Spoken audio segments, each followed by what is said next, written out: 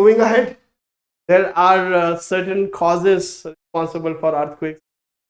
Very simple, basic. So the natural causes of earthquake. I hope you have a clarity as of now. In terms of natural causes, the very first is what? Plate tectonics or tectonic plate, convergent, divergent, or form. The second one is faulting or rupture. Okay, faulting is also responsible for earthquake. Then we have a volcanic eruption. If it's there, that will lead to the earthquakes. There is a landslide, if there is a rock falls because of the natural reason, we may also have an earthquake as well. There are some man-made or anthropogenic causes. So here we have a reservoir induced seismicity. If you construct large dams, if those artificial lakes, if they are big in their size, so they may lead to the accumulation of stress on the rocks from the upper side. Just like Mantle convectional currents, those who used to build up the stress from the interior parts of our earth crust. So here, if you construct some large dams, some large water bodies or reservoirs on the surface, on the crust itself, on that particular plate itself, so that will lead to the pressure on those rocks in layman language. So that will going to exert force. In other words, that will actually lead to the stress. That will actually lead to the accumulation of strain energy. And when the rocks will not going, when the rocks capacity will going to beyond the strain energy, there will be earthquake. Okay, so we can have a bursting of those large reservoirs.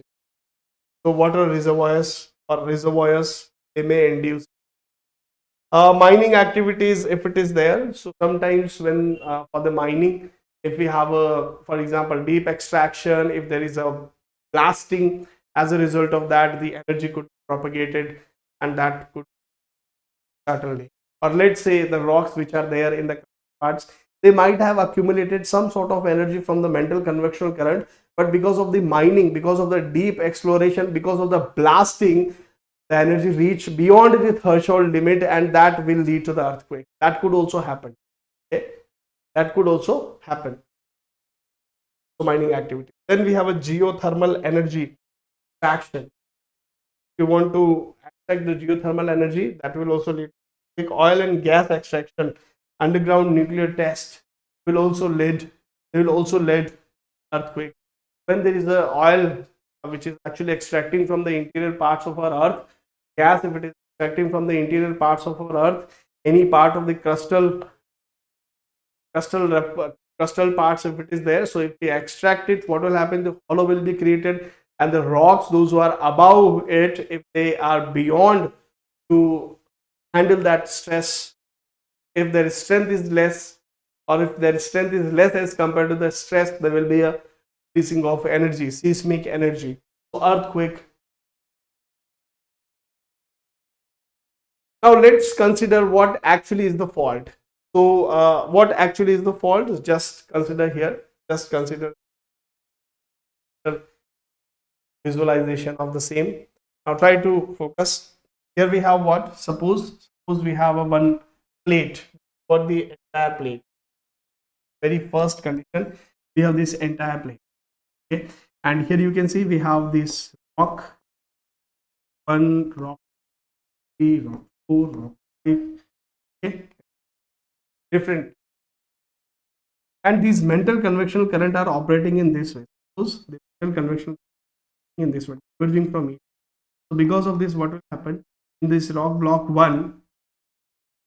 Because of this, what will happen in this rock block 1? There will be a conveyor effect in this way. There will be a conveyor effect in this way. There will be a conveyor effect in this way. There will be a conveyor effect in this way.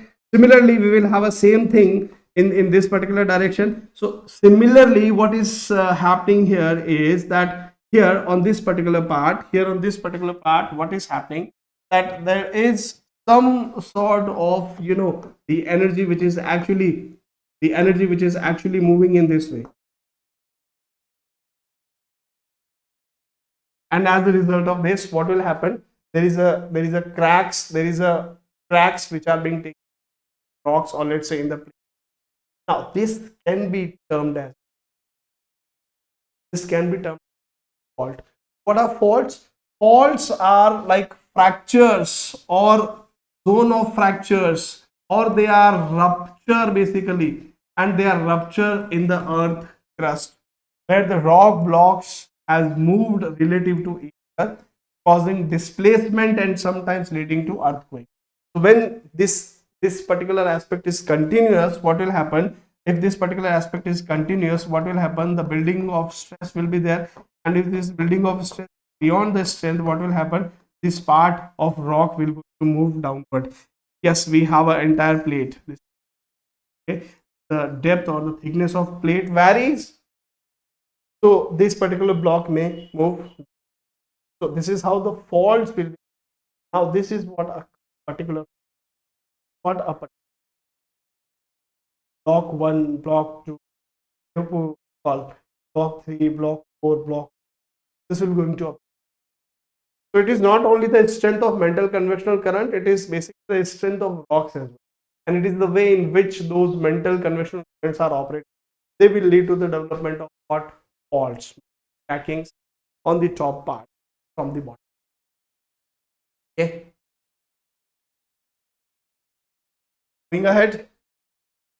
Here you can just take an example. This is the entire plate. This is what? The entire. These are the different layers of irrespective.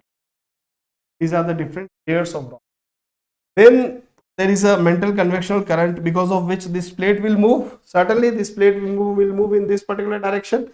Along with this movement in the plate direction, there will be stress which will going to develop, with the stress which will going to build up in these particular rocks as well. Okay, this is a simultaneous process. When the plate is moving in this particular direction along the Mantle convectional current, similarly the blocks which are here, they will also going to move accordingly. Okay, so when we have a sharp, in say fracture, so this is what a rock block 1, the block 1. This is the block 2, you can consider in block 2. This could be a block 4, this could be a block 5. Okay, here we have this block 1, here we have 2, here we could have 3, sorry, and here we could have a 4. So we have a block 1, block 2, block 3, and block 4. So when this plate will going to move, is natural because of the Mantle convectional current. These blocks will also going to move. These blocks will also going to move. When these blocks will going to move, they will lead to the deformation of the surface parts of our earth. Yes, certainly. So when we have these ruptures, they will be called as what? Faults. Just ignore this. We just took a reference to understand that how fault and plates will be. So again, I am telling you, plate will move because of the Mantle. At the same time, simultaneously, because of the Mantle convectional current, the Mantle convectional current will able to move this plate when there is a strong Mantle convectional. Other than that, if there is a continuous Mantle current, so that will lead to the what? Developing the stress in these particular rock blocks. And if this stress is there, these layers are there, and if these layers are there, and with these particular rock blocks, if the stress is continuous, we'll have a formation of faults. And yes, we could have an earthquake along with the. Okay.